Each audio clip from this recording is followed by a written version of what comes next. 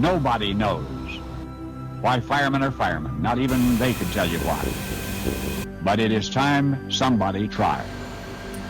Firefighting is the most risky of all dead-end jobs, yet also the one where most workers are most likely to punch in early. It's hard enough to believe that. It's impossible to explain it. Fire and ice are uncomfortable separately or together. Wives hate the hours, kids love the noise, fire and ice. Any day at the firehouse, the bell from hell puts the dispatcher on the horn with a tenement tinderbox address, into bunker pants, rubber turnout coat, grab the mask and go. Minutes later, you're on site. As others run out, you go in. You'll need all you can carry. The 4-pound axe, a 6-foot hook, the Halligan pry bar. The ceiling concealing the smoldering has to come down, and it's one of those stubborn tin ones. In the scary dark, with heat eating your ears, you are gouging out and tearing loose and pulling apart, gulping air and tasting black. Your windpipe is closing, and you've lost track of which way is out. Is it really worth it?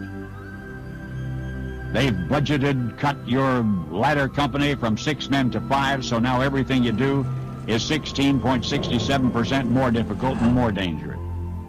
Your air is low. Inside your mask, you're throwing up.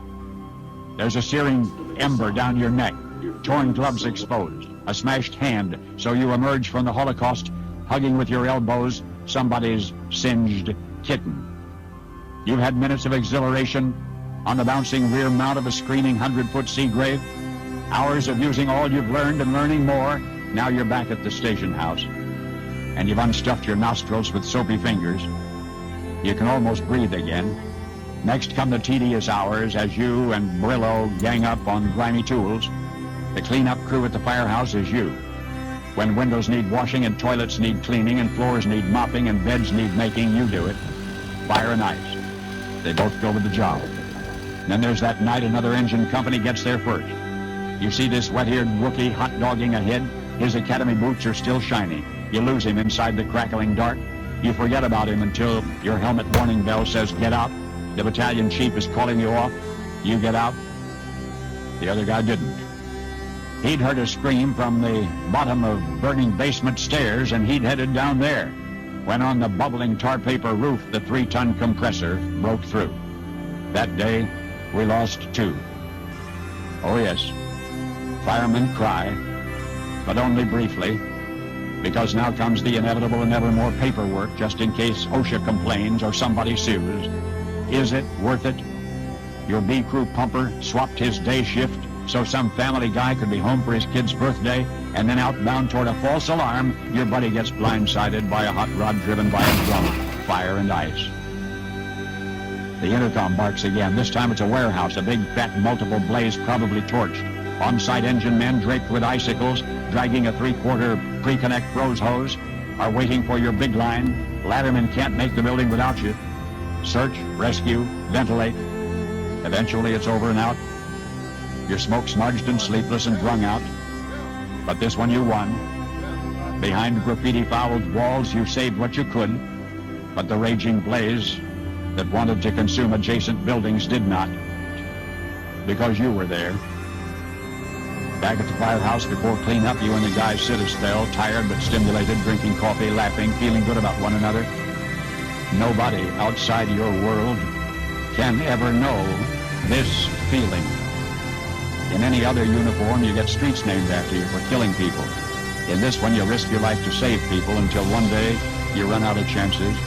And at one final fire, either you buy it or you don't. If you don't, it's only eventually to be brushed off with a puny pension. And yet there is no third way that you'd ever leave this job. And you're doubting even God knows why. You're out of the shower now. Most of the grime and some of the cynicism are down the drain when you hear a strangely familiar voice saying, "It is worth it. It is worth it." And you're hearing this voice, and there's nobody there but you. It's a quiet voice from nowhere saying, "For salvaging things and people from flames, I have to rely on your hands." You look around, still nobody. But when you Get over your incredulity, you feel better. Suddenly today's crew cook in the kitchen hollers, "Chow, it's time to eat. Smells like roast beef today. That'll be good." You'll eat fast. You'll want to eat fast. For any next alarm, you'll want to be ready. All heart, David. Good day. Mr. Kennedy, Sergeant Fire and Rescue. This is the last call from Larry Michael, who faithfully served as a firefighter for 27 years on the Sergeant Volunteer Fire and Rescue. His enthusiasm, dedication, strength, and courage will be missed. He was our comrade, fellow firefighter, and most of all, our friend.